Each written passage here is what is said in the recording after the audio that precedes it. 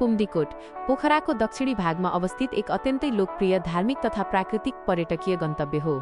यहाँ नेपालकै दोस्रो ठूलो विशाल महादेवको मूर्ति स्थापित गरिएको छ।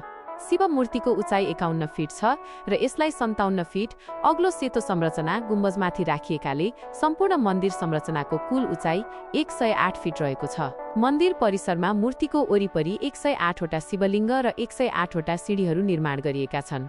साथै यहाँ एसियाकै ठूला डमरूहरूमध्ये एक डमरू पनि राखिएको छ, जसले गर्दा धार्मिक दर्शनार्थीहरूको यहाँ ठूलो घुइँच लाग्छ। पुम्दीकोटको डाँडाबाट अन्नपूर्ण, माछापुच्छ्रे र धौलागिरी जस्ता हिमश्रृङ्खलाहरूको सुन्दर दृश्य देखिन्छ। यसका साथै यहाँबाट सिङ्गो पोखरा उपत्यका, फेवाताल र विश्व शान्ति स्तूपको दृश्य अवलोकन गर्न सकिन्छ।